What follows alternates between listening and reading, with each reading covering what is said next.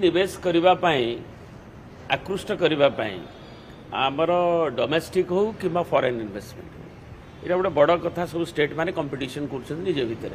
तेणु आम जा बाहर रोड शो करने आवश्यकता अच्छी तेणु से जाइए श्रीयुक्त नवीन पट्टनायक सरकार बेले मु तो प्रथम इंडस्ट्री मिनिस्टर जो थी बोधे फास्ट ओडिशा कनक्लेव 16 मसीह होता नुआ प्राग्मेटिक पॉलिसी करी स्टेट मान भर प्रतिद्वंदिता हो किए आकृष्ट कर कौ ढांचार कर तेणु आमर 3टी कनक्लेव सरला 16 2 वर्ष बाइनियल तापर कोविड जो घुंची जाता बोधे 22 होता तेणु 24 मसीह 25 मसीह हम तेणु से फास्ट आमर प्रथम जेहतु ओडिशा रे माइन्स मिनरल केमिकल से पेट्रोकेमिकल कॉम्प्लेक्स सब आसी तेणु ताकू आमर थर्स दिया मैन्युफैक्चरिंग जो इन्वेस्टमेंट आने से 2 लाख कोटी टंकार प्रपोजल माने जोटा कंक्रीटाइज होता जो प्रपोजल जी जहाँ कही भितर पर 2 लाख कोटी टंकार होता सेकेंड रे आमर थर्स दिगला बिसाइड्स दिस मैन्युफैक्चरिंग तापर आमर आईटी इलेक्ट्रॉनिक्स एवं या उपरे न्यूअर जोटाक न्यूज अच्छी ताकू दि जाता थर्ड रे इनोवेटिव थिंग्स एरोस्पेस अन्य उपरे एवं गोटे गोटे स्पेशली डाउनस्ट्रीम केमती आसो ये सब को दि जाता तेणु 2 लाख 4 लाख 10 लाख एमती 3टा नवीन पट्टनायक सरकार बेले प्राय 16 लाख कोटी टंकार इन्वेस्टमेंटर जोटा कि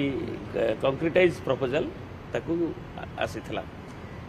अनेक लोग तो इंटेंशन करते 20 लाख कोटी 16 लाख आसी से प्राय पाखापाखि 50% ग्राउंडेड होती कि ग्राउंडेड हबार धारा अच्छी तेणु एवं मुख्यमंत्री नुआ मुख्यमंत्री ठीक अच्छे ओडिशा को इन्वेस्टमेंट आसो इज ऑफ डूइंग बिजनेस को आहरी स्ट्रीमलाइन करवा एवं ओडिशा किभली प्रथमे थिला इज ऑफ डूइंग बिजनेस मु देखली 16 बेलू आम 14 जो डिपार्टमेंट आम रैंकिंग करे एवं से अमिताभ कांत सेक्रेटरी थिले निर्मला सीतारमण थिले आम फास्ट कनक्लेव भी आपन माने थिबे एठी नवीन जी सांगे आमर अरुण जेटली एवं इंडिया टॉप इंडस्ट्रियलिस्ट आसते निर्मला सीतारमण आसते ओडिशा रे ही प्रथम जो इन्वेस्टमेंटर जो प्रपोजल गुड़ा इज ऑफ डूइंग बिजनेस कथाटा तार वर्कशॉप ये होता तेणु ताकर आनुकूल्य डीआईपीपी आनुकूल्य तो इज ऑफ डूइंग बिजनेस रे लोक जिते स्वच्छंद हेबे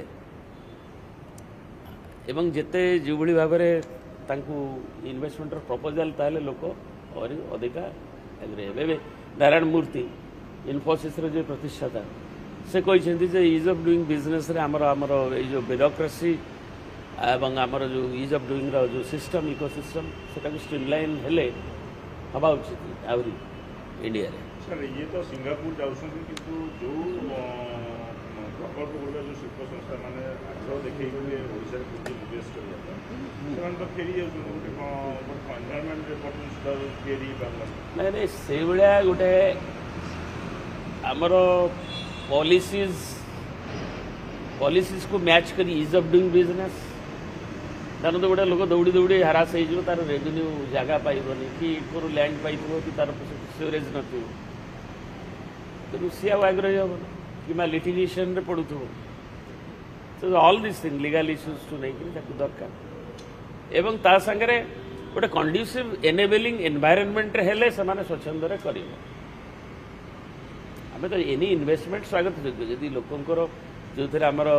एम्प्लॉयमेंट आसो कि आम इन्वेस्टमेंट रे आम इकोनॉमिक ग्रोथ रे जीएसडीपी की कंट्रीब्यूट कर तो काली पढ़ुली पारादीप रे कौटी बोईत बंधाण कहते आम पस्को को आणुच किए मना करो नवीन बाबू सरकार बेले पस्को आसूला से बीजेपी नेता मैंने भी विरोध कर